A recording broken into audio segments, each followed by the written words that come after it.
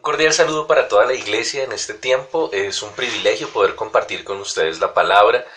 Hoy quiero que pongamos este tiempo en las manos del Señor para que sea Él transformando nuestras vidas y nuestros corazones. Amado Señor, te damos gracias porque sabemos que tu presencia es más poderosa que cualquier cosa que haya alrededor, Dios. Te pedimos que pongas en nuestra mente y en nuestro corazón el firme deseo de agradarte a ti, Señor. Que valoremos la gracia de tu amor, de tu misericordia y de tu perdón, Señor. Y que no nos dejemos llevar por nuestros pensamientos ni por nuestros temores. Te pedimos que tu palabra sea viva y eficaz en nuestra vida. En el nombre poderoso de Jesús. Amén. Hermanos, el día de hoy tengo una inquietud en mi corazón muy profunda y es el tema de la gracia versus el pecado. El pecado puede estar presente en nuestras vidas cuando le abrimos la puerta y puede estar presente a través de generaciones enteras. Lo vemos en los reyes de Israel. Cuando estudiamos el libro de Reyes, el libro de Crónicas, vemos cómo generación tras generación hacían lo malo delante de Dios. Y muy pocas veces encontramos que se hable de un rey que hizo lo bueno delante de Dios, tanto de Israel como de Judá. De hecho, vemos cómo la consecuencia del pecado trae la división del reino, el reino del norte y el reino del sur. Cómo la consecuencia del pecado trae la separación de una nación. Pero aparte de esto, vemos también cómo el pecado lleva a la nación a ir cautiva ante otros reinos. Y así es como la nación de Israel sucumbe ante el reino de Asiria. Y la nación de Judá, el reino de Judá, termina siendo cautivo por el reino de Babilonia. Esto todo como consecuencia del pecado, como consecuencia de la desobediencia. Hoy especialmente hay dos reyes que me interesa mucho estudiar, y es que son el rey Manasés, que podemos encontrarlo en Segunda de Reyes, capítulo 21. Ahí encontramos el reinado de Manasés. Manasés hace lo malo delante del Señor. Manasés se aparta de Dios, vuelve a levantar altares de adoración a otros dioses, vuelve a implantar cultos paganos, incluso en el templo que se levantó a Dios.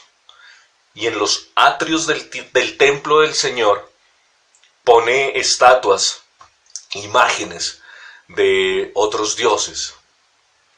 ¿Qué pasó con Manasés? ¿Por qué Manasés se desvió? Siendo que Manasés es hijo de un hombre que volvió a restituir la adoración en Israel, en Judá. Manasés es el hijo de Ezequías, y Ezequías había hecho una transformación espiritual muy fuerte. Celebró la Pascua como no se había celebrado en mucho tiempo. Instituyó la adoración en el templo. Destruyó los altares que se habían puesto en los lugares altos.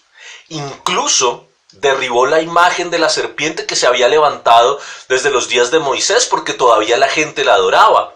Y eso lo encontramos en el libro también de Segunda de Reyes, en el capítulo 18.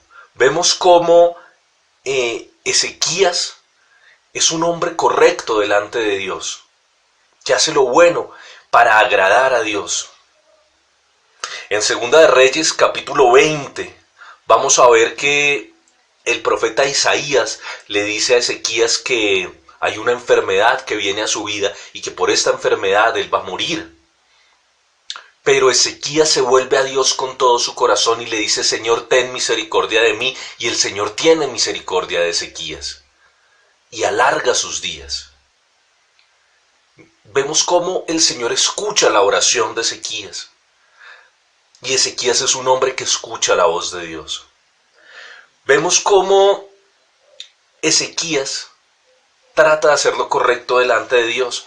Pero en el capítulo 39 del libro de Isaías, vamos a estar leyendo Isaías capítulo 39, ahí vamos a ver cómo Ezequías, después de esta enfermedad, recibe la visita de unos mensajeros de Babilonia. Estos mensajeros de Babilonia vienen aparentemente a presentar los respetos delante de Ezequías por causa de su enfermedad. Ya se dan cuenta que él está bien y él le muestra que está bien. Y vemos cómo no solamente les muestra que ya se encuentra restablecido de salud porque el Señor lo ha sanado, sino que además les muestra todo el reino y les enseña un montón de cosas que no tenía por qué haber hecho.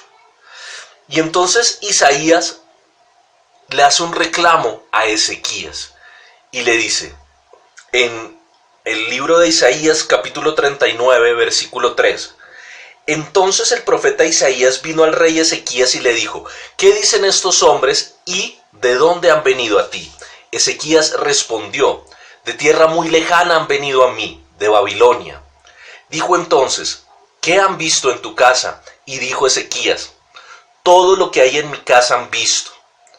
Ninguna cosa hay en mis tesoros que no les haya mostrado.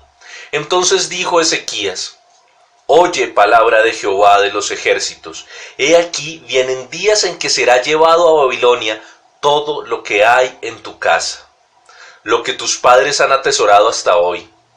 Ninguna cosa quedará, dice Jehová, de tus hijos que saldrán de ti y que habrás engendrado, tomarán y serán eunucos en el palacio del rey de Babilonia. Mire qué palabra tan fuerte.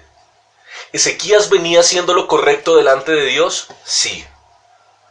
De hecho, el Señor lo había librado de una enfermedad, lo había librado de algo personal, pero también había librado la nación, porque los asirios habían venido a someter a Judá, pero el Señor se levantó y peleó por Judá en la batalla de Sennacherib.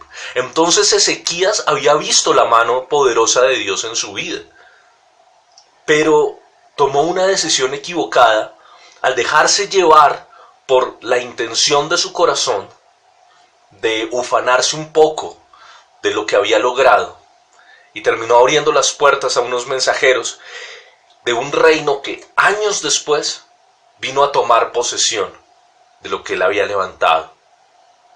Porque no fue él el que lo había levantado, porque era el Señor el que había levantado el reino. Y dijo Ezequías a Isaías, y aquí viene el segundo error de Ezequías, la palabra de Jehová que has hablado es buena. Y añadió, a lo menos haya paz y seguridad en mis días.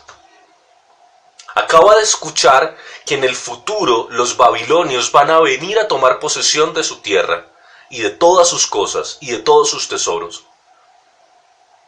Y en vez de sentir en su corazón la necesidad de buscar la misericordia de Dios, como lo hizo cuando estuvo enfermo o cuando se vieron acechados por los asirios, dice, bueno, al menos no me va a tocar en mi reino, al menos va a ser después.